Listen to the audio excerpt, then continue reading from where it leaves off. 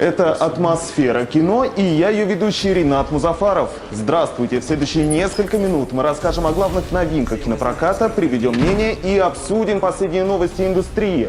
Будет атмосферно. Гидромедцентр в шоке. Таких капризов природы, как в новом фильме «Геошторм», ни один поклонник жанра еще не видел. В новом выпуске программы «Атмосфера кино» мы расскажем, каким зонтом следует вооружиться при посещении кинозала на этой неделе, вновь повисим в невесомости, на сей раз с персонажем Джареда Батлера, и расскажем о других новинках этой недели. Не сказать, чтоб скучновато живем, дамы и господа, вот только... Давно нас индейцы майя не пугали.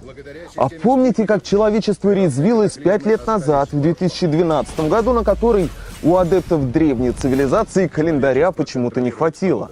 Прямо ностальгия охватывает, а потому всегда с нетерпением ждешь новых страшилок в кинозалах. К примеру, свежий фильм «Катастрофа» от создателей Дня независимости «Геошторм» в объективе «Атмосферы кино».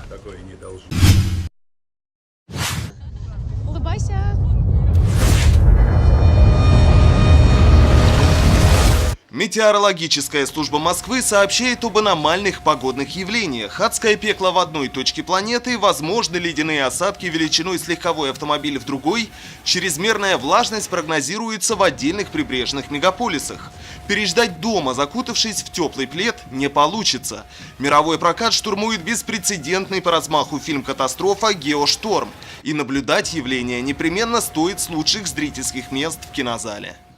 Благодаря системе спутников природные катаклизмы остались в прошлом. Человечество контролирует погоду. По сюжету картины мир в недалеком будущем окутает череда беспрецедентных стихийных бедствий.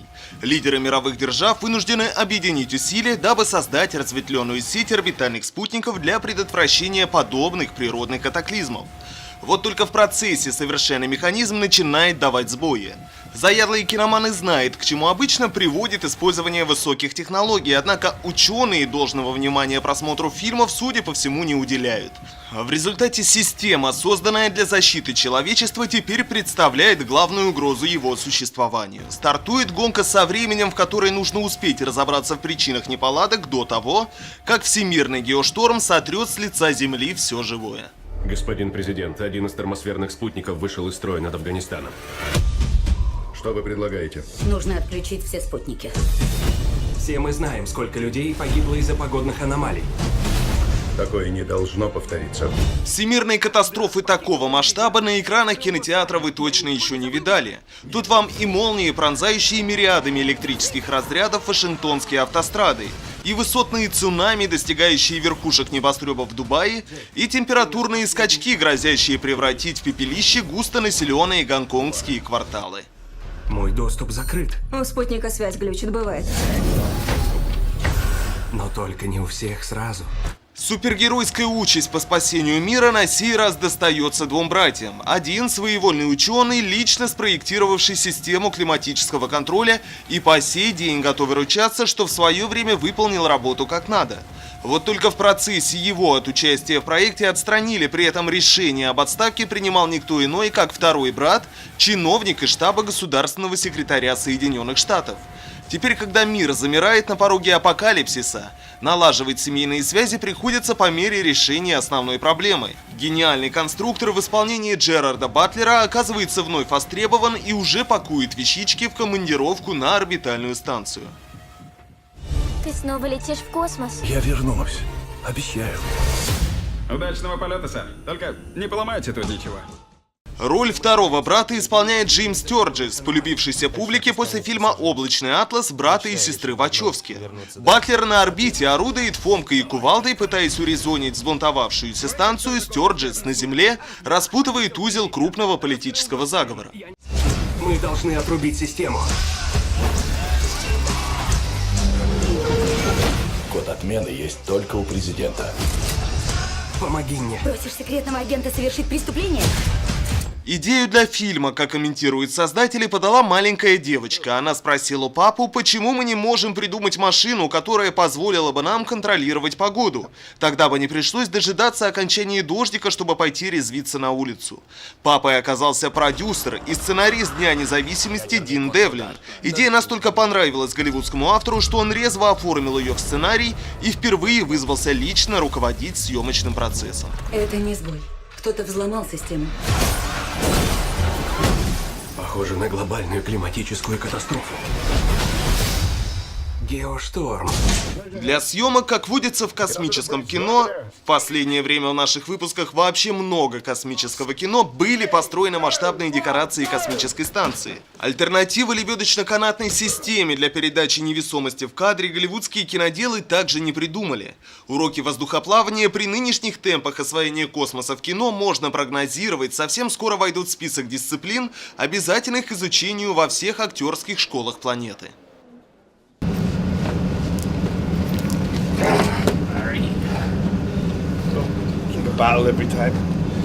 Не станем говорить, что фильм прямо-таки изобилует штампами голливудского кино. Вы сами это поймете, резюмируя все приведенные положения. «Геошторм» — отборная солянка с умопомрачительными космическими сценами, грандиозными земными катаклизмами и политическими интригами на уровне Белого дома.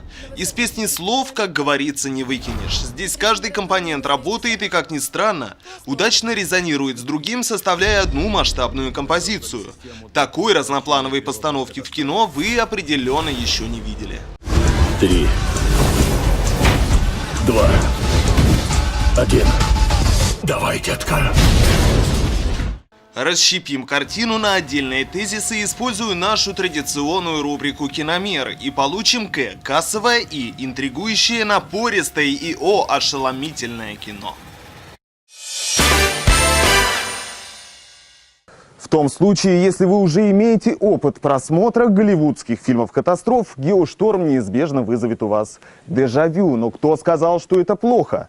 Используя стандартизированный набор клише, создатели умудрились выдать достаточно креативный продукт, удовлетворив при этом извечный запрос аудитории на страшные, но утешительные фильмы про апокалипсис, который удалось предотвратить. Ведь, посмотрев на это, становится намного проще справляться с повседневными трудностями. Переходим к другим новостям кино.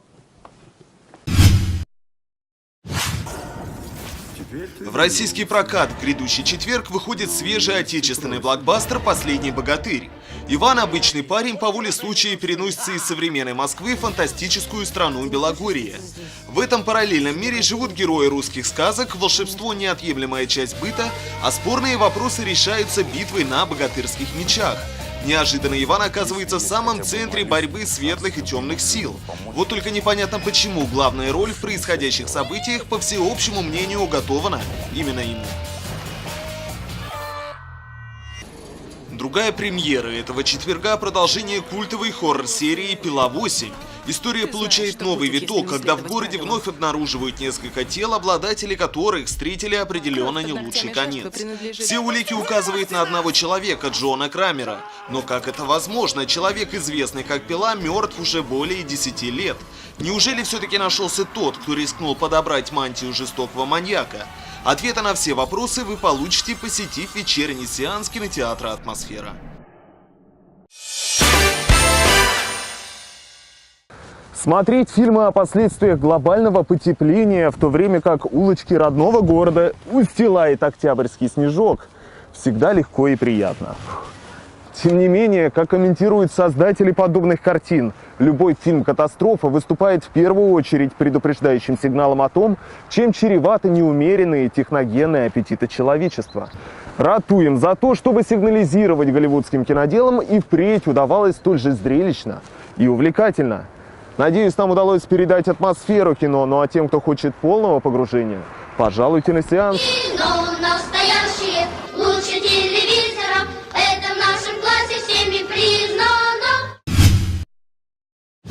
В следующей программе «Атмосфера кино» мы вместе с персонажем нового отечественного фэнтези Иваном перенесемся в параллельный мир русских сказок, где волшебство – неотъемлемая часть быта, а для каждого спорного вопроса найдется свой меч-гладенец, чтобы втолковать истину обидчику.